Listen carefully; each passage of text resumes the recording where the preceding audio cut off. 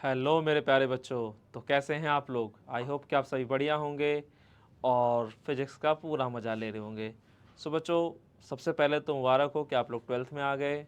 11th finally आपने पास कर लिया है, लेकिन बेटा अभी एटीट्यूड अपना ज़रूर चेंज कर लेना, क्योंकि क्लास 11th में पास हुए तो 12th में पहुंच गए, बट अगर 12th में पास हुए तो 12th में ही रह जाओगे। सीधा सा फंडा है। यानी आपको सिर्फ पास होने के लिए नहीं मेहनत करनी, आपको अच्छे नंबर्स लाने के लिए मेहनत करनी, अच्छा सिलेक्शन पाने के लिए मेहनत करनी, तो बहुत तरीके से चीज़ें करनी पड़ेंगी। सो बच्चों, आज हम लोग क्लास 12th फिजिक्स का पहला चैप्टर स्टार्ट करने जा रहे हैं, इलेक्ट्रिक चार्जेस एंड फील्ड। ठीक है बच्चों। सो मैं हूं Deepak Yadav, director of extra mind tutorial. स्वागत करता हूं आपके अपने YouTube channel extra mind tutorials में।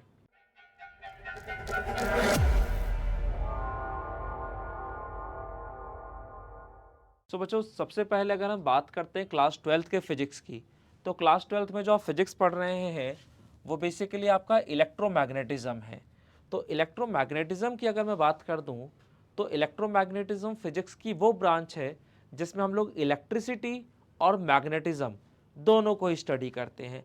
पहले के टाइम पे क्या था कि इलेक्ट्रिसिटी और मैग्नेटिज्म को बिल्कुल डिफरेंट टॉपिक समझा जाता था, बट बाद में फिर एक साइंटिस्ट आए ऑर्स्टेड नाम से, और उन्होंने एक एक्सपेरिमेंट किया जिसे हम लोग ऑर्स्टेड्स एक्सपेरिमेंट के नाम से जानते हैं, जिसे आप चैप्टर 4 में पढ़ने वाले हैं। तो उस एक्सपेरिमेंट से ये प्रूव हुआ कि भाई अगर किसी भी वायर में करंट फ्लो करेगा तो उस करंट की वजह से उसके चारों तरफ मैग्नेटिक फील्ड होगा।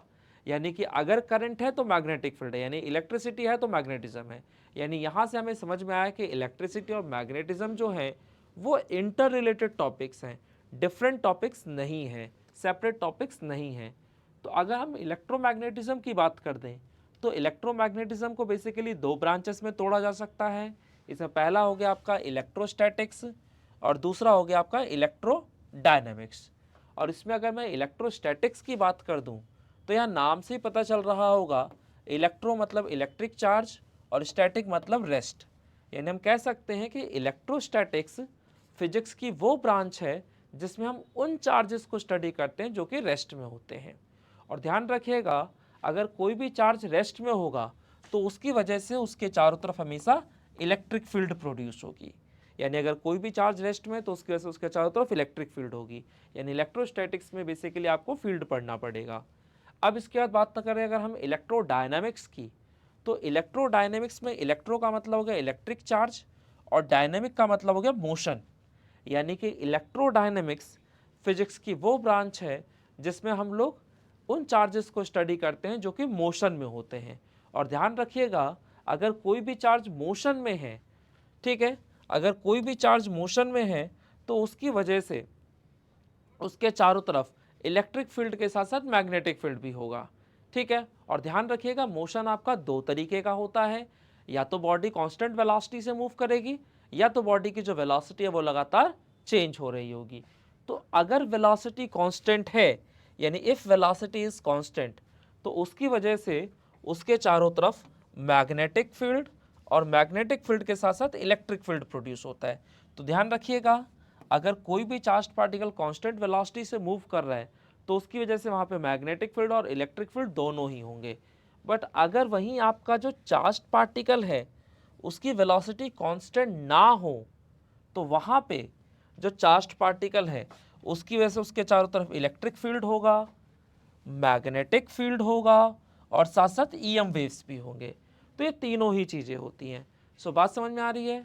तो अगर हम बात करते हैं ईएम वेव्स की, यानी इलेक्ट्रोमैग्नेटिक वेव्स की, तो इलेक्ट्रोमैग्नेटिक वेव्स में आपको पता है कि आपकी एक्सरेज आती हैं, गामा रेस हो गई, माइक्रोवेव्स हो गए, ठीक है, इंफ्रारेड रेस हो गई, यानी जितनी भी आपकी वेव्स हैं सारी की सारी इलेक्ट्रोमैग्नेटिक वेव्स का ही पार्ट है। ठीक है। तो अगर मैं आपसे बात करूं कि आपने एक्सरेज देखी हैं, तो आप कहेंगे हाँ। फिर मैं कहूँगा बेटा आपने एक्सरेज नहीं देखी, आपने एक्सरा देखा है। जो आपका हड्डी वड्डी टूट जाता है और जब आप वहाँ जाते हैं तो वो सिंपली क्या कहता है, एक मेटेलिक शीट होता है, कहता है हाथ रखिए, आप हाथ रखते हो, कहता है हटा लीजिए, आपको समझ नहीं आती किया क्या इसने। तो बेसिकली वहाँ पर आपकी बॉडी से एक्सरेज पास होती हैं, तो एक्सरेज को कभी आप देख नहीं पाते। ठीक है ना। तो ये सारा का सारा फंडा है। तो बेसिकली अगर क्लास 12th की फिजिक्स की बात करते हैं फर्स्ट बुक की, तो यहाँ पे आपका पूरा फर्स्ट बुक कंप्लीट हो जाता है। अगर मैं इलेक्ट्रोस्टैटिक्स की बात करता हूँ, तो इलेक्ट्रोस्टैटिक्स में आपका चैप्टर 1 और चैप्टर 2 तो चैप्टर 1 और चैप्टर 2 जो है वो इलेक्ट्रोस्टैटिक्स में आएगा।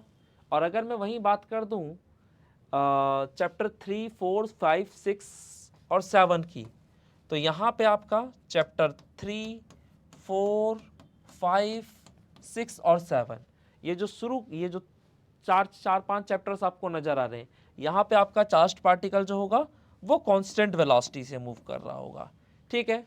और अगर यहीं आप चार्ज्ड पार्टिकल को एक्सेलरेट करा देते हैं, यानी अगर उसकी वेलोसिटी चेंज कर जाती है, तो वहाँ पे ईएम वेव्स प्रोड्यूस होती हैं, और इसको हम पढ़ते हैं चैप्टर 8 में। तो इस तरीके से फर्स्ट बुक के जितने भी चैप्टर्स थे वो सारे के सारे कंप्लीट हो गए। तो आप समझ के चलिए कि फर्स्ट बुक के अंदर पूरा का पूरा आपको क्या स्टडी करना है, तो चार्ज स्टडी करना है, ठीक है। तो ये पूरा फर्स्ट बुक आपका कंप्लीट हो जाता है यहाँ से। तो ये बेसिक सी कहानी है। अब यहाँ पर बार बार बात हो रही है चार्ज की, कि भाई ये चार्ज क्या होता है। तो अगर हम चार्ज की बात करें तो हम क्या कह सकते हैं, तो आप ये समझिए, आपको ये तो पता ही होगा कि भाई इलेक्ट्रॉन्स पे नेगेटिव का चार्ज होता है, प्रोटॉन्स पे पॉजिटिव का चार्ज होता है। और अगर मैं आपसे पूछूं कि मुझे बताइए दो इलेक्ट्रॉन्स के बीच कैसा फोर्स होगा, तो आप कहोगे रिपल्सिव फोर्स होगा। फिर मैं आपसे पूछूं कि बताओ दो प्रोटॉन्स के बीच कैसा फोर्स होगा, तो फिर से आप कह दोगे रिपल्सिव फोर्स होगा। बट जब मैं आपसे पूछूंगा कि एक इलेक्ट्रॉन और एक प्रोटॉन के बीच कैसा फोर्स होगा, तो आप मुझसे कहोगे अट्रैक्टिव फोर्स होगा, ठीक है। फिर मैं आपसे अगर क्वेश्चन कर दूं कि बताओ दो न्यूट्रॉन्स के बीच कैसा फोर्स होगा, तो आप कहोगे सर कोई फोर्स ही नहीं होगा। क्यों नहीं होगा भाई? क्योंकि न्यूट्रॉन पे कोई चार्ज ही नहीं है। तो हमने क्या देखा कि जब तक बॉडी पे चार्ज था तब तक वहां या तो अट्रैक्शन हो रहा था या तो रिपल्सन हो रहा था। तो अट्रैक्शन और रिपल्सन कब नहीं हुआ? तो जब बॉडी पे चार्ज नहीं था। तो हम कह सकते हैं ना कि अगर बॉडी पे चार्ज होगा तो वहां अट्रैक्शन या रिपल्सन होगा, और अगर चार्ज नहीं है तो ना कोई अट्रैक्शन ना कोई रिपल्सन। तो यहीं से हमने अपनी डेफिनेशन बनाई। हमने क्या बोला कि चार्ज जो है वो किसी भी पार्टिकल या किसी बॉडी की वो इनहेरेंट प्रॉपर्टी है। अगर हम चार्ज की बात करते हैं तो हम कह सकते हैं कि चार्ज जो है किसी भी पार्टिकल की वो इनहेरेंट प्रॉपर्टी है,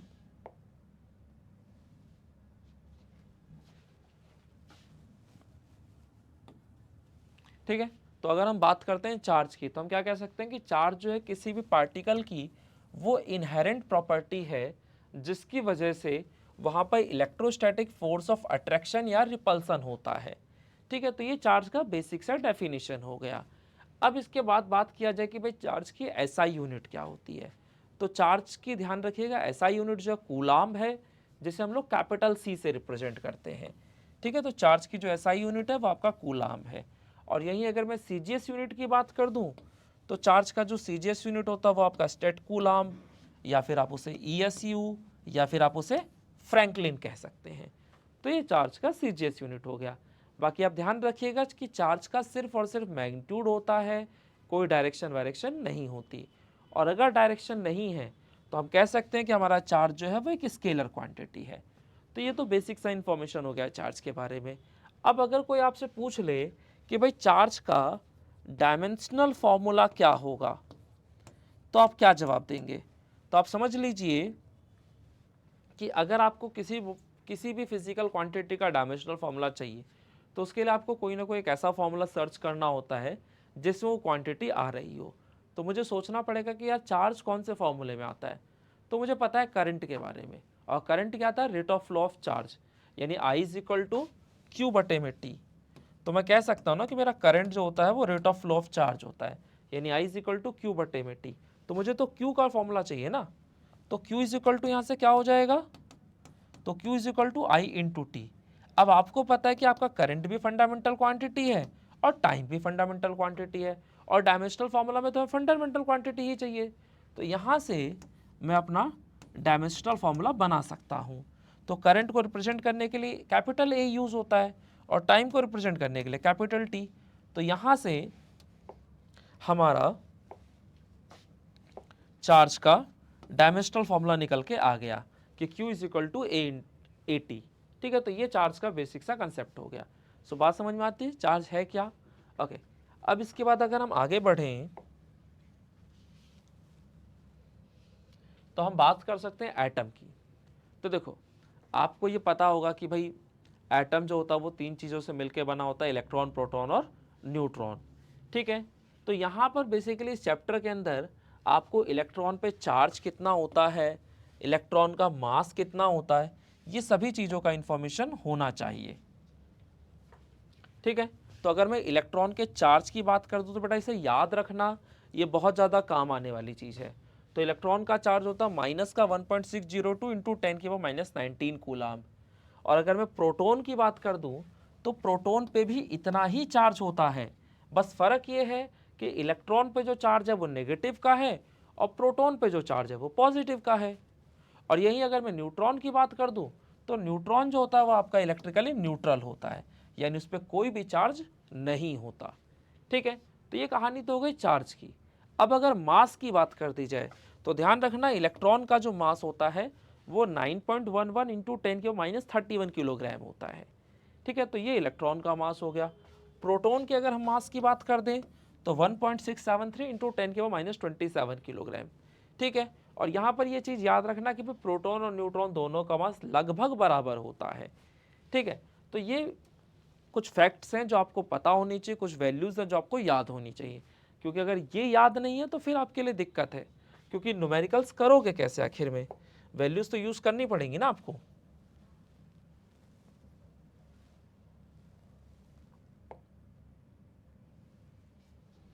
ठीक है, अब इसके बाद बात करते हैं अगर हम लोग चार्ज की, तो चार्ज क्या वो मैंने आपको समझाया। ठीक है, चार्ज से लेकर बेसिक इन्फॉर्मेशन दी कि भाई इलेक्ट्रॉन पे कितना चार्ज है, प्रोटॉन पे कितना चार्ज है, वो सारी कहानी। अब बात करते हैं चार्ज प्रोड्यूस कैसे होता है, यानी मेथड्स ऑफ प्रोड्यूसिंग चार्जेस। तो यहाँ पे बेसिकली हमें तीन मेथड्स पढ़ने हैं, जिसमें पहला हो गया हमारा चार्जिंग बाय फ्रिक्शन। ठीक है, जिसमें हमारा पहला मेथड हो गया चार्जिंग बाय फ्रिक्शन, दूसरा हो गया चार्जिंग बाय कंडक्शन और तीसरा हो गया चार्जिंग बाय इंडक्शन। तो हमें ये तीनों ही मेथड्स पता होने चाहिए कि चार्ज प्रोड्यूस करने के तीनों मेथड्स क्या क्या हैं। ठीक है बच्चों, तो हम वन बाय वन करके तीनों ही मेथड्स को स्टडी करेंगे कि किसका क्या कंसेप्ट है। तो बच्चों अगर हम बात करते हैं चार्जिंग बाय फ्रिक्शन की, तो चार्जिंग बाय फ्रिक्शन के कंसेप्ट को पढ़ने से पहले हमें एक बेसिक सी चीज़ पता होनी चाहिए, और वो है थ्रेशोल्ड एनर्जी या फिर वर्क फंक्शन, कि भाई थ्रेशोल्ड एनर्जी या वर्क फंक्शन होता क्या है। तो देखो केमिस्ट्री में शायद हो सकता है आप लोगों ने पढ़ा और हो सकता है ना भी पढ़ा हो, क्योंकि आप लोग बहुत अच्छे बच्चे हैं। ठीक है, बहुत सारी चीज़ें ऐसी होती है जो आप स्किप करके निकल जाते हैं। तो आप ये समझ लीजिए कि थ्रेशोल्ड एनर्जी का मतलब क्या है। तो आपको ये पता है कि भाई एक एटम है, तो एटम के चारों तरफ इलेक्ट्रॉन जो होता है सर्कुलर ऑर्बिट में रिवॉल्व कर रहा होता है। अब इसी इलेक्ट्रॉन को जब आप एनर्जी देते हो तो यही इलेक्ट्रॉन लोअर एनर्जी ऑर्बिट से हायर एनर्जी ऑर्बिट की तरफ जंप कर जाता था। ठीक है, अब अगर आप इसको और ज़्यादा एनर्जी दे दो तो ये और ज़्यादा हायर एनर्जी ऑर्बिट में जंप करता था, और अगर इसे आप बहुत ज़्यादा एनर्जी दे दो तो वो इलेक्ट्रॉन जो था वो एटम से ही निकल के बाहर भाग जाता था। तो वही जो हम एनर्जी दे रहे हैं जिसपे इलेक्ट्रॉन एटम से बाहर निकल जाता है, उसी एनर्जी को हम लोग थ्रेशोल्ड एनर्जी कहते हैं। अब अगर मान लिया जाए मैं कहता हूं कि भाई मैंने किसी एटम को 12 इलेक्ट्रोवोल्ट एनर्जी दिया और वहां से इलेक्ट्रॉन बाहर निकल गया, तो सोचो अगर 12 इलेक्ट्रोवोल्ट एनर्जी देने पे इलेक्ट्रॉन बाहर निकलता है तो ऑब्वियसली 15 इलेक्ट्रोवोल्ट एनर्जी देने पे भी बाहर ही निकलेगा, 18 इलेक्ट्रोवोल्ट एनर्जी देने पे भी बाहर ही निकलेगा। तो हमारा इंटरेस्ट किस चीज़ में होगा? तो हमारा इंटरेस्ट होगा इस बात में कि मैं मिनिमम कितनी एनर्जी दूं एक इलेक्ट्रॉन को कि वो एटम से बाहर निकल जाए। तो वो जो मिनिमम अमाउंट ऑफ एनर्जी होता है ना एक इलेक्ट्रॉन को मेटल सरफेस से बाहर निकालने के लिए, उसी को हम लोग थ्रेशोल्ड एनर्जी कहते हैं। सो थ्रेशोल्ड एनर्जी का अगर आप डेफिनेशन देखेंगे तो यहाँ पे क्या लिखा हुआ है, the minimum amount of energy, यानी वो जो minimum amount of energy required होता है एक इलेक्ट्रॉन को बाहर निकालने के लिए, ठीक है, एटम से, उसी को हम लोग थ्रेशोल्ड एनर्जी या फिर वर्क फंक्शन कहते हैं। सो ये बेसिक सा कंसेप्ट है, समझ में आ रहा है? ओके, अब समझिए, अगर मैं आपसे पूछूं कि भाई जब ठंड के मौसम में आपको बहुत ज़्यादा ठंडी लगती थी तो आप लोग क्या करते थे? ठीक है, तो सिंपली आप अपने हाथों को ऐसे रगड़ते हैं, तो हाथों को रगड़ने से क्या होता है, कुछ ठंड कम हो जाती है। तो बेसिकली हाथों को रगड़ने से हुआ क्या?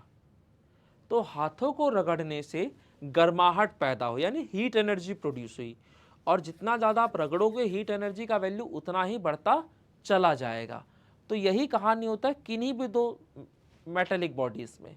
अगर कोई भी अगर आपने सॉरी मेटेलिक नहीं, इंसुलेटिंग बॉडीज बेसिकली, अगर आप किन्हीं भी दो इंसुलेटिंग बॉडीज को ऐसे रब करते हो तो रब करने से क्या होगा, हीट एनर्जी प्रोड्यूस होगा और उस हीट एनर्जी का वैल्यू लगातार बढ़ेगा। अब आपको पता है अगर दो अलग अलग बॉडीज हैं तो दोनों का थ्रेशोल्ड एनर्जी अलग अलग होगा। अब उनमें से मान ले एक बॉडी जो थी बॉडी ए, उसके लिए जो थ्रेशोल्ड एनर्जी की वैल्यू वो सपोज 15 इलेक्ट्रोवोल्ट है, और जो बॉडी बी है उसके लिए जो थ्रेशोल्ड एनर्जी है वो सपोज दैट 15 इलेक्ट्रोवोल्ट है। तो ए के लिए 12 इलेक्ट्रोवोल्ट हो गए और बी के लिए 15 इलेक्ट्रोवोल्ट। अब लगातार आप जब रगड़ रहे होगे ऐसे अपने हाथों को या किन्हीं भी दो इंसुलेटिंग बॉडीज को अगर आप ऐसे रब कर रहे होगे तो हीट एनर्जी का वैल्यू लगातार बढ़ रहा होगा, 0 इलेक्ट्रोवोल्ट से 5 इलेक्ट्रोवोल्ट, 7 इलेक्ट्रोवोल्ट, 10 इलेक्ट्रोवोल्ट, इस तरह से चल रहा होगा। तो सबसे पहले वैल्यू कौन सी रीच करेगी, तो 12 इलेक्ट्रोवोल्ट की। यानी कि जैसे ही हीट एनर्जी की वैल्यू 12 इलेक्ट्रोवोल्ट के बराबर होगी, ये जो बॉडी है, बॉडी ये आपके इलेक्ट्रॉन्स को लूज कर देगा। ठीक है, तो ये इलेक्ट्रॉन्स को लूज कर देगा। तो अगर इस बॉडी ने इलेक्ट्रॉन को लूज कर दिया तो आपको पता है देने वाला हमेशा प्लस में रहता है, और अगर इस बॉडी ने इलेक्ट्रॉन को लॉस किया है तो इसका मतलब ये वाली जो बॉडी है इलेक्ट्रॉन को गेन कर रही होगी, और जो लेने वाला होता है वो हमेशा माइनस में रहता है। तो इस तरह से आपने क्या देखा कि आपकी एक बॉडी पे पॉजिटिव का चार्ज आ गया और दूसरी बॉडी पे नेगेटिव का चार्ज आ गया। ठीक है, तो अगर कोई पूछ ले आपसे कि बॉडी पर कौन सी वाली पे पॉजिटिव का चार्ज आएगा, तो ध्यान रखिएगा वो बॉडी जिसके लिए थ्रेशोल्ड एनर्जी का वैल्यू कम होगा वह हमेशा पॉजिटिवली चार्ज होगा, और जो जिसके लिए ज़्यादा होगा वह हमेशा नेगेटिवली चार्ज होगा। तो इस तरह से दोनों बॉडीज पे चार्ज आया। अब आप सोचिए जो चार्ज आया है ये बेसिकली इलेक्ट्रॉन के ट्रांसफर की वजह से ही तो आया।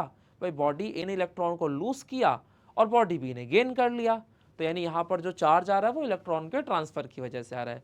तो ध्यान रखिएगा किसी भी बॉडी पे चार्ज के लिए हमेशा इलेक्ट्रॉन रिस्पॉन्सिबल होता है, कभी भी प्रोटॉन रिस्पॉन्सिबल नहीं होता।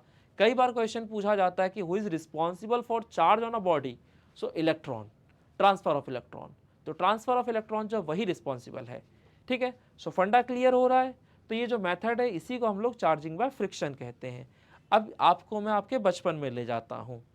ठीक है, अभी तो फिलहाल आप 55 के हो चुके होंगे, लेकिन मैं बात कर रहा हूँ बचपन की, जब छोटे थे। तो बेटा जब छोटे थे तो आप लोगों ने कई बार खेल खेला होगा।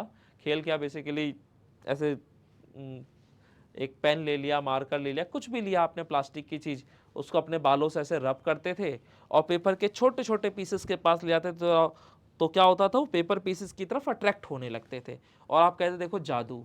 बेसिकली वो जादू नहीं, वो फिजिक्स था। और कैसे था वो मैं आपको समझाता हूँ। तो होता क्या है कि जो अपने बालों से आप ऐसे पेन को रब करते हैं तो रब करने की वजह से हीट एनर्जी प्रोड्यूस होती है, और वो हीट एनर्जी लगातार बढ़ती जाती है, और इस वजह से होता क्या है कि एक बॉडी पे पॉजिटिव का चार्ज आता है, या ये कह लो कि आपका जो पेन या मार्कर है उस पर चार्ज आ गया, और अगर ये बॉडी चार्ज हो गई है तो जैसे आप पेपर पीसेस के पास लेकर जाओगे तो ये पेपर पीसेस को अपनी तरफ अट्रैक्ट करने लगेगी। ठीक है, सो ये आपका फंडा हुआ करता था। अब इसी में अगर मैं आपसे क्वेश्चन पूछ लूँ कि बताओ अगर आप नहा कर आए हो यानी आपके बाल गीले हैं और अभी आप अपने पेन को ऐसे रब करके पेपर पीसेस के पास ले जाओगे तो क्या पेपर पीसेस अट्रैक्ट होंगे कि नहीं होंगे, ये बात आप मुझे कमेंट में बताइएगा। ठीक है बच्चों, बाकी इसका आंसर मैं बताता हूँ। तो कोई अट्रैक्शन नहीं होगा। क्यों नहीं होगा, क्योंकि बॉडी पे चार्ज ही नहीं आएगा। तो ऐसा क्यों, तो मेरे भाई ऐसा इसलिए है क्योंकि अगर बाल गीले होंगे तो फ्रिक्शन कुछ हद तक कम हो जाएगा, यानी फ्रिक्शन उतना नहीं रह पाएगा जिसकी वजह से sufficient amount of heat energy produce हो सके और बॉडी पे चार्ज आ सके। यानी आपका बॉडी जो है वो चार्ज नहीं हो पाएगा, और अगर बॉडी ही नहीं चार्ज हुआ तो अट्रैक्शन या रिपल्सन होगा कहाँ से। सो फंडा क्लियर है। ओके, अब इसी क्वेश्चन को मैं थोड़ा सा और चेंज कर देता हूँ। अब मैं आपसे पूछता हूँ कि बताओ अगर इस प्लास्टिक के मार्कर की जगह सपोज दैट कोई लोहे की चीज़ होती, यानी कोई मेटेलिक बॉडी होती, उसे आप अपने बालों पे ऐसे रब करते और पेपर पीसेस के पास ले जाते, तो क्या अभी अट्रैक्शन होता या नहीं होता। तो ध्यान रखिएगा इस बार बाल आपके सूखे हैं, बिल्कुल सूखे सूखे हुए हैं। ठीक है, तो आपने ऐसे रब किया और रब करके पेपर पीसेस के पास ले गए, अट्रैक्शन हुआ या नहीं हुआ, इसका भी जवाब आप मुझे कमेंट में देंगे, क्योंकि ऑब्वियसली आप मेरे सामने नहीं बैठे हैं तो मैं कैसे जानूंगा कि आप क्या कर रहे हैं। ठीक है, तो आप मुझे बताइएगा कि यहाँ पर क्या फंडा होने वाला है। सो फिलहाल मैं आपको बता देता हूँ कि कोई भी अट्रैक्शन नहीं होगा। अब आप में से कुछ लोग परेशान और हैरान हो जाएंगे, ऐसा कैसे भाई? भाई इस बार तो बराबर फ्रिक्शन था और फ्रिक्शन भी था, चार्ज भी प्रोड्यूस हुआ, तो अट्रैक्शन तो होना चाहिए था। तो मेरे भाई बिल्कुल चार्ज तो प्रोड्यूस हुआ है, लेकिन क्या चार्ज इस बॉडी पे इकट्ठा हो पाया? तो नहीं। क्यों? क्योंकि पहले आपके पास प्लास्टिक की चीज़ हुआ करती थी, इंसुलेटिंग बॉडी था। और आपको पता है इंसुलेटर पे, अगर मैं इंसुलेटर की बात करता हूँ तो इंसुलेटर पे चार्ज कभी भी फ्लो नहीं कर सकता, इसलिए जितना चार्ज प्रोड्यूस हो रहा था, जहाँ प्रोड्यूस हो रहा था, वो वहीं का वहीं रह जा रहा था। यानी हम कह सकते हैं धीरे धीरे इस बॉडी पे चार्ज इकट्ठा हो रहा था, ठीक है। और पेपर पीसेस कर ले जाते तो अट्रैक्शन होता था। बट अभी आपकी जो बॉडी है ये कंडक्टिंग है, और आपकी खुद की बॉडी जो है वो कैसी है, वो एक बार जरूर मुझे कमेंट में बताइएगा, क्योंकि आधे बच्चों को तो ये पता ही नहीं होगा कि आपकी बॉडी है कैसी, इंसुलेटिंग की कंडक्टिंग। तो कमेंट में ज़रूर बताइएगा क्या है आंसर इसका। तो फिलहाल मैं बता देता हूँ कि आपकी बॉडी है कैसी। और मुझसे भी मत पूछिए, सीधा घर में कोई भी स्विच प्लग होगा उसमें डाल के ऐसे उंगली डाल दीजिए, और अगर करंट लग जाए तो समझ जाना कि आपकी बॉडी से चार्ज फ्लो कर रहा है, यानी आपकी बॉडी कंडक्टिंग है। और अगर करंट ना लगे तो समझ लेना आपकी बॉडी इंसुलेटिंग है। तो नॉर्मली क्या होता है, करंट तो लगता ही है, सबको लगता है, यानी हमारी जो बॉडी है वो कंडक्टिंग है। अब सोचो ये जो मैंने चीज़ पकड़ रखी ये भी मेटेलिक है, मेरी बॉडी मतलब ये भी कंडक्टिंग है, मेरी बॉडी भी कंडक्टिंग है। तो जब मैं रब करूँगा तो रब करने से वो जो चार्ज प्रोड्यूस हुआ होगा, वो चार्ज इस कंडक्टिंग बॉडी से होता हुआ मेरी बॉडी, और मेरी बॉडी से होता हुआ ज़मीन में चला जाएगा। यानी एक तरह से कहा जाए तो इस बॉडी पे कोई चार्ज इकट्ठा ही नहीं हो पाएगा। अब अगर बॉडी पे चार्ज ही नहीं इकट्ठा होगा तो अट्रैक्शन कहाँ से आएगा? तो यानी कि यहाँ कोई भी अट्रैक्शन नहीं होने वाला। फंडा क्लियर है?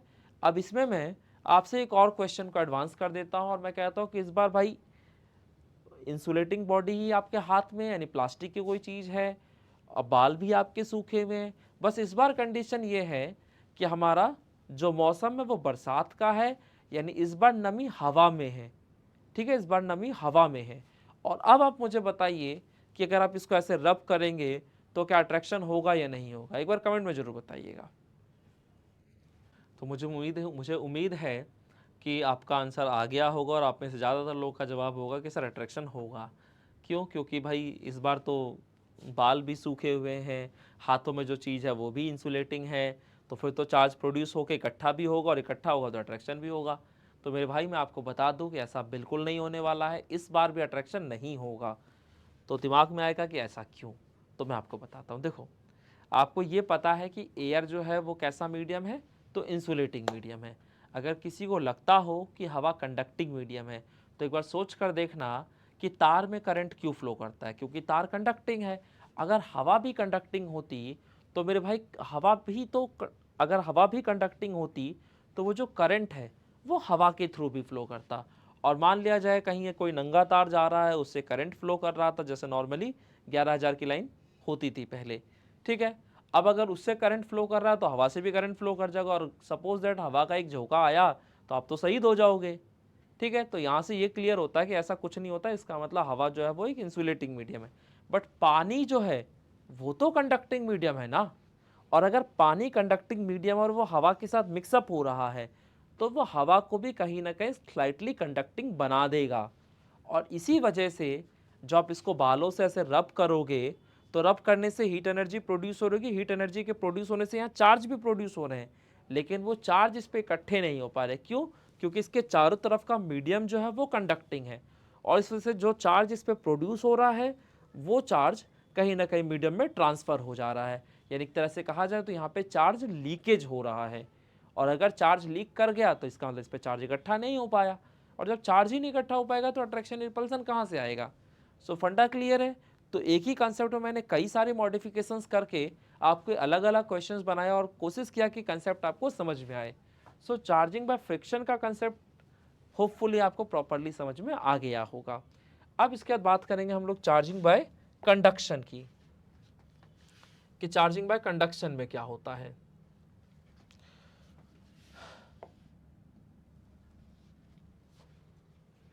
तो अगर हम चार्जिंग बाय कंडक्शन की बात करते हैं तो देखो, चार्जिंग बाय कंडक्शन में क्या है कि कोई भी दो बॉडीज़ हैं और उन दोनों बॉडीज़ को हम फिजिकली कांटेक्ट में ला रहे हैं। तो अगर आप किन्हीं भी दो बॉडीज़ को फिजिकली कांटेक्ट में लाओगे तो वहाँ पे चार्ज ट्रांसफ़र होने लगेगा, और चार्ज हमेशा हाईली चार्ज्ड बॉडी से लोअर चार्ज्ड बॉडी की तरफ फ्लो करता है, और ये तब तक फ्लो करता रहेगा जब तक कि दोनों का चार्ज बराबर ना हो जाए। बस यहाँ पर एक कंडीशन है और उस कंडीशन का आपको ध्यान रखना है, ठीक है। यहाँ पर आपका एक कंडीशन है, और कंडीशन क्या है कि बॉडीज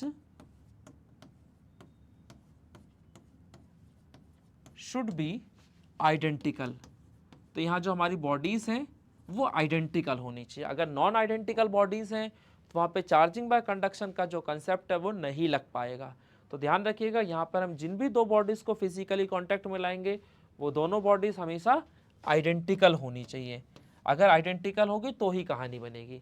अब मान लेते हैं कि इनिशियली हमारे पास कोई दो बॉडीज थी, उनमें एक बॉडी पे चार्ज Q1 था और दूसरी बॉडी पे चार्ज Q2 था, और अगर मैं इन दोनों बॉडीज को फिजिकली कांटेक्ट में लाता हूँ, जैसे मान लीजिए बॉडी A है और ये बॉडी B है। बॉडी A पे चार्ज हमारा Q1 था और बॉडी B पे जो चार्ज था वो Q2 था। तो अगर मैं इनको फिजिकली कांटेक्ट में लाऊं या फिर एक वायर के थ्रू ऐसे जोड़ दूं, ठीक है, और मैं मान कर चल रहा हूं यहाँ मैंने लेट कर लिया कि Q1 is greater than Q2, तो आपको पता है अगर इस पर हाईली चार्ज है तो यहाँ से चार्ज इधर की तरफ को जाएगा, तो चार्ज आपका इस तरीके से ट्रांसफ़र हो रहा होगा, और तब तक होगा जब तक कि दोनों का चार्ज बराबर ना हो जाए। तो हम कह सकते हैं ना कि आफ्टर कंडक्शन के बाद दोनों बॉडीज़ पे जो चार्ज है वो बराबर हो जाएगा, और उस चार्ज की वैल्यू क्या होगी, तो हम कह सकते हैं Q1 डैश और Q2 डैश दोनों ही बराबर होंगे, और वो किसके बराबर होंगे, तो Q1 प्लस Q2/2, यानी इनिशियली बॉडीज़ पे जो चार्ज था उसका एवरेज। तो इनिशियली दोनों बॉडीज़ पे जो चार्ज था उसका अगर एवरेज कर दोगे तो आपको पता चल जाएगा कि आफ्टर कंडक्शन दोनों बॉडीज़ पे क्या चार्ज है। तो कंडक्शन वाले में ध्यान रखिएगा आप लोग कि आपकी जो बॉडीज़ होनी चाहिए वो हमेशा आइडेंटिकल होनी चाहिए, और चार्ज हमेशा हाईली चार्ज बॉडी से लोअर चार्ज बॉडी की तरफ फ्लो करेगा, और तब तक फ्लो करेगा जब तक कि दोनों का चार्ज बराबर ना हो जाए।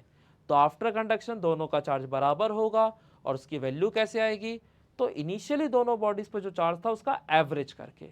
तो अगर आप एवरेज कर दोगे तो आपको दोनों बॉडीज़ का चार्ज मिल जाएगा, ठीक है। तो ये मेथड हो गया आपका चार्जिंग बाय कंडक्शन का। अब इसके बाद देखते हैं चार्जिंग बाय इंडक्शन, कि चार्जिंग बाय इंडक्शन में क्या होता है। तो बच्चों अगर हम बात करते हैं चार्जिंग बाय इंडक्शन की, तो चार्जिंग बाय इंडक्शन में क्या होता है, बगैर टच किए हम बॉडी में चार्ज प्रोड्यूस करते हैं, ठीक है। चार्जिंग बाय कंडक्शन में क्या था, दोनों बॉडीज़ को फिजिकली कांटेक्ट में लाते थे। यहाँ पे हमें फिजिकल कांटेक्ट में लाने की ज़रूरत ही नहीं है, यानी बगैर फिजिकल कांटेक्ट में लाए बॉडी पे चार्ज प्रोड्यूस कराने का जो मेथड है उसी को हम लोग चार्जिंग बाय इंडक्शन कह देते हैं।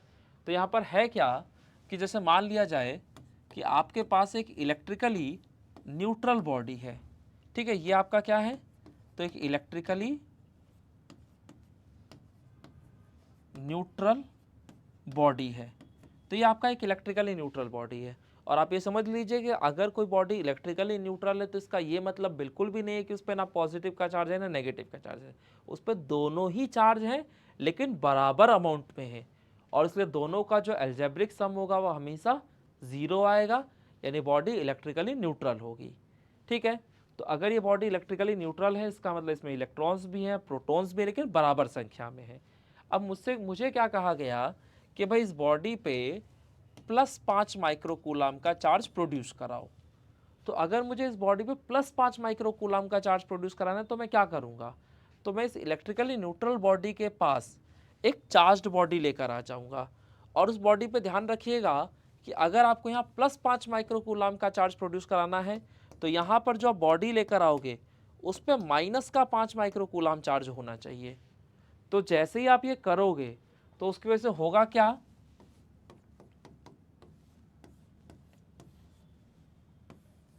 तो जैसे ही आपने ये नेगेटिवली चार्ज्ड बॉडी यहाँ रखी तो इसकी वजह से क्या होगा, इसके अंदर जितने भी इलेक्ट्रॉन्स होंगे वो सारे के सारे रिपेल कर जाएंगे। तो इलेक्ट्रॉन रिपेल करके कहाँ तक जाएंगे, तो भाई जहाँ तक जा सकते हैं, नहीं सरफेस तक। तो इस तरह से इस बॉडी के इस वाले फेस पे नेगेटिव का चार्ज आ जाएगा, और अगर इलेक्ट्रॉन के यहाँ जाने से इधर नेगेटिव हो गया तो जहाँ से ये इलेक्ट्रॉन्स गए होंगे उधर आपका पॉजिटिव का चार्ज आ जाएगा।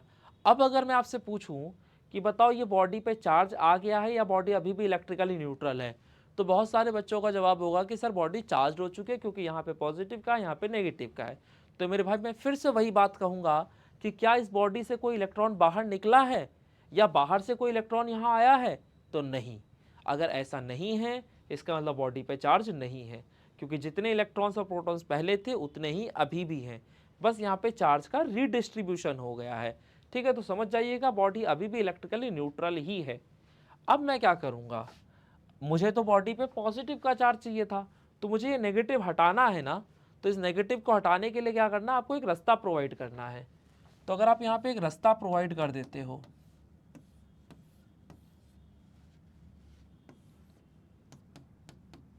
तो रास्ता प्रोवाइड करने के नाम पे आप क्या करोगे, जैसे आपका ये पॉजिटिव का चार्ज था इधर में और इधर पूरा आपका नेगेटिव का चार्ज था, तो अगर आप इसे ग्राउंड कर दोगे तो ये जो सिंबल है ये ग्राउंड का सिंबल है, यानी अर्थिंग का। ठीक, और आपको पता है कि earth is a huge conductor, जो पृथ्वी है वो कंडक्टिंग बॉडी है ना। अब फिर आप कहोगे कि सर कैसे, तो मेरे भाई नंगे पाँव ऐसे हाथ डाल देना, ठीक है, स्विच बोर्ड में, अगर करंट लग जाए तो समझ लेना कि पृथ्वी जो है वो कंडक्टिंग है। ठीक है, और अगर ना लगे तो समझ लेना पृथ्वी इंसुलेटिंग है। तो करंट लगता है इसका मतलब कंडक्टिंग है। अब देखो ये जो इलेक्ट्रॉन्स थे वैसे ही वो भाग रहे थे इस नेगेटिव चार्ज की वजह से। पहले क्या था, मजबूरी था कि कहीं जा नहीं सकता था, बट अभी तो आपने रास्ता प्रोवाइड कर दिया ना। तो जैसे आप इस पर रास्ता प्रोवाइड करोगे, ये जितना भी इसका नेगेटिव चार्ज है वो सारा का सारा ग्राउंड में चला जाएगा और यहाँ पे आपका पॉजिटिव का चार्ज आ जाएगा। ठीक है, तो अगर बॉडी पे पॉजिटिव का चार्ज आ गया, मतलब सारा का सारा नेगेटिव बाहर चला गया, इसका मतलब आपकी बॉडी पे पॉजिटिव चार्ज आ गया। तो यही तो आप चाहते थे कि बॉडी पे पॉजिटिव चार्ज हो जाए, तो आपका मकसद कंप्लीट हो चुका है। अब आपको इस दुनिया में जितनी भी चीज़ें सब फालतू नजर आ रही होंगी, आपको ये भी लग रहा होगा फालतू है, ये भी लग रहा होगा फालतू है, तो भाई फालतू है तो हटाओ। अब हटाते वक्त किसको पहले हटाना है उस पर हमें ध्यान देना है। तो यहाँ पर पहला काम क्या है कि आप ये आने जाने वाला जो रास्ता है ना, इसे बंद कर दो, क्योंकि अगर पहले आपने इसको हटा दिया तो ये जो पॉजिटिव चार्ज है ये पृथ्वी से इलेक्ट्रॉन्स को अट्रैक्ट कर लेगा और जितना पॉजिटिव था सारा का सारा न्यूट्रलाइज हो जाएगा। तो इसलिए पहले ही आने जाने का रास्ता बंद करो। तो रास्ता बंद करने का मतलब यहाँ से ये ग्राउंडिंग का तार हटा दो। तो ये आपकी बॉडी इलेक्ट्रिकली नेगेटिव चार्ज थी, इधर की तरफ आपका पॉजिटिव चार्ज आ गया था, और अभी आपने क्या कर दिया, ग्राउंड को हटा दिया, यानी फिगर कुछ ऐसा सा हो गया। अब इसके बाद क्या करेंगे, हम इसको भी हटा देंगे। तो जैसे ही आप इसको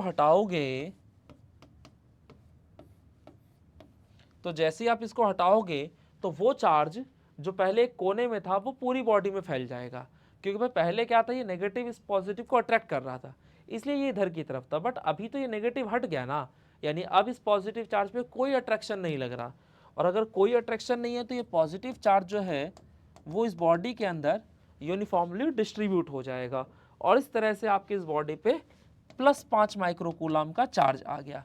सो बात क्लियर है? आगे अब देखो, तो पहला काम क्या था, हमारे पास एक इलेक्ट्रिकली न्यूट्रल बॉडी थी, उस पर मुझे चार्ज प्रोड्यूस कराना था।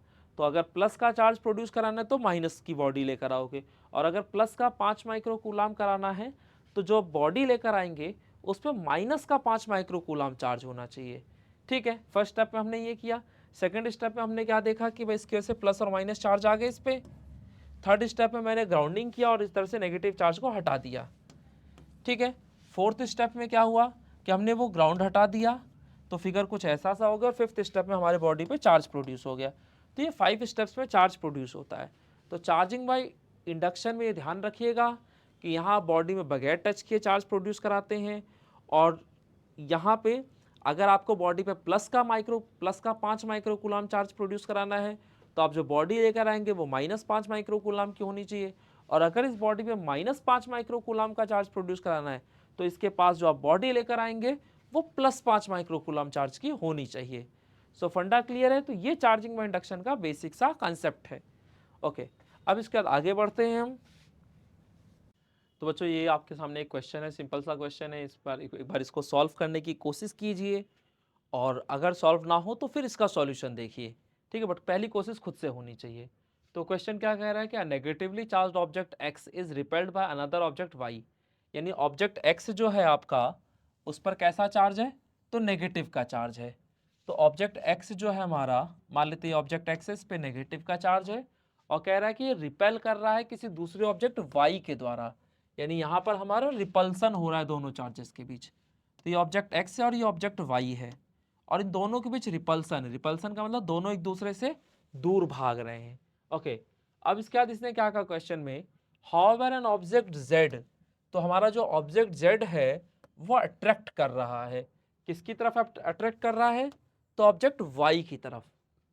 तो हमने क्या करना है, दोबारा से फिगर बना दिया और हमने कहा कि मान लेते हैं कि ऑब्जेक्ट मेरा z है जो कि मेरे y की तरफ अट्रैक्ट कर रहा है। अट्रैक्शन का मतलब दोनों एक दूसरे की तरफ खिंचाव महसूस कर रहे होंगे, यानी एक दूसरे की तरफ जा रहे हैं। तो कह रहा है कि which of the following is the most possibility for the object z, तो ऑब्जेक्ट z के लिए क्या पॉसिबिलिटी वो आपको बताना है। यानी ऑब्जेक्ट z पे पॉजिटिव का चार्ज होगा, नेगेटिव का चार्ज होगा, ऑब्जेक्ट z जो है वो आपका न्यूट्रल या फिर पॉजिटिवली चार्ज होगा, या फिर न्यूट्रल और नेगेटिवली चार्ज होगा।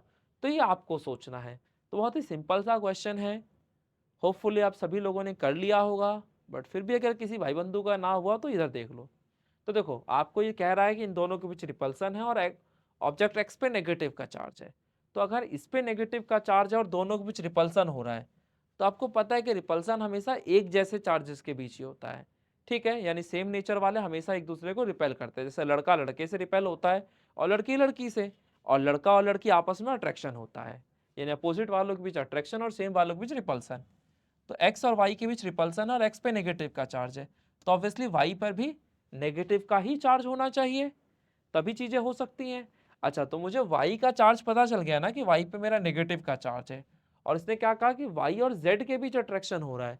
तो अट्रैक्शन कब हो सकता है, जब दोनों का नेचर अपोजिट हो, यानी ऑब्जेक्ट y पे अगर नेगेटिव का चार्ज है तो ऑब्जेक्ट z पे पॉजिटिव का चार्ज आ जाएगा।